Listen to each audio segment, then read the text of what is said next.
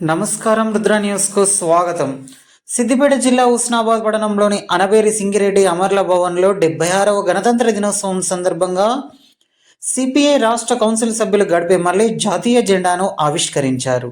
ఈ కార్యక్రమంలో సిపిఐ జిల్లా కౌన్సిల్ సభ్యులు ఐలేని సంజీవరెడ్డి, ఎగ్గోజు సుదర్శనాచారి, ఏఐవైఎఫ్ జిల్లా అధ్యక్షులు జనగాం రాజ్ కుమార్, భారత జాతీయ మహిళా సమైక్య జిల్లా అధ్యక్షురాలు గూడ పద్మ, సిపిఐ సీనియర్ నాయకులు ఐలేని మల్లారెడ్డి, ఎం మాధవ్, రైతు సంఘం మండల నాయకురాలు జంగ విజయ, కాల్వల ఎల్లయ్య, సిపిఐ నాయకులు, మహిళలు తదితరులు పాల్గొన్నారు. ఇప్పుడు నిన్న మొన్న జరిగినటువంటి ఇందిరమ్మ ఇండ్ల సర్వేలో చాలా అన్యాయం జరిగింది. ఒక ఇంట్లో ముగ్గురికి నలుగురికి ఇల్లు ఇచ్చినారు, లేనులకు రాలేదు. ఉపాధి హామీ పనులు చేస్తున్నటువంటి కూలీలకు 1200 రూపాయలు 12,000 సంవత్సరాలకి ఇస్తా ఉన్నారు. అవి కూడా సంవత్సరంలో 12,000 అంటే 20 రోజులు పనిచేసిన వాళ్ళకి అన్నారు. మరి హుస్నాబాద్ మున్సిపాలిటీ అయితే ఈ మున్సిపాలిటీలో కూలీలు లేరా, పేదవాళ్ళు లేరా, పేదవాళ్ళకు ఇవ్వాల్సిన అవసరం లేదా అని సిపిఐ పార్టీగా మేము ప్రశ్నిస్తూ ఉన్నాం. ఇలాంటి మున్సిపాలిటీలో కూడా 100 రోజుల పని లేదు, 10 సంవత్సరాలుగా 100 రోజుల పని లేదు.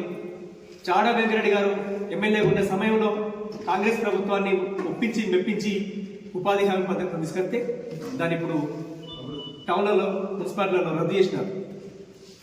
పట్టణాల్లో కూడా పేదవాళ్ళు ఉంటారు, వాళ్ళకు కూడా పని కల్పించాలి.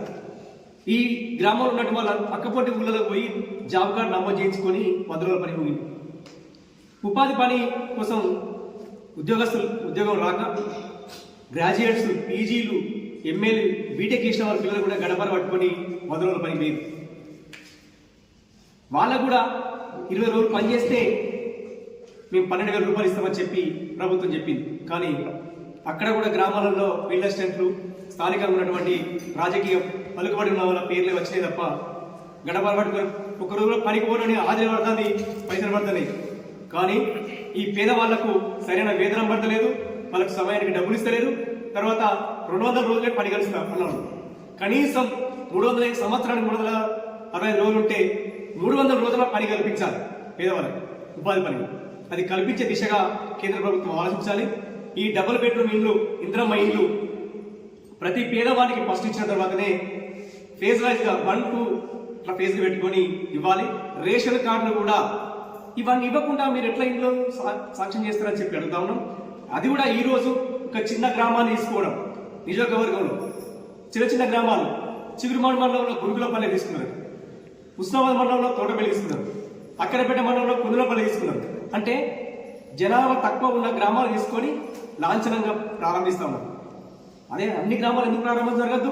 అన్ని గ్రామాలు అధికారులు లేరా, పంచాయతీ కార్యదర్శి లేరా, అధికారులు ఎప్పుడు లేరా? ఫేస్ రైతు పెట్టకండి. అందరికీ డబుల్ బెడ్ ఇందిరమ్మ ఇండ్లు ఇవ్వాల్సిందే. ఇండ్ల స్థలాలు లేని వాళ్ళని కూడా ఎంపిక చేసి పేదవాళ్ళందరికీ ఇండ్ల స్థలాలు ఇవ్వాలి. అన్యాక్రాంతమవుతున్నటువంటి ప్రభుత్వ భూముల్ని మొత్తం పేదలకు పంచకపోతే సిపిఐ ఆధ్వర్యంలో రానున్న రోజులలో భారత కమ్యూనిస్టు పార్టీ 100 ఏళ్ల సందర్భంగా మేము తీసుకున్న నిర్ణయాలు, రాష్ట్ర పార్టీ, జాతీయ పార్టీ తీసుకున్న నిర్ణయాల ప్రకారంగా మనమంతా కదిలి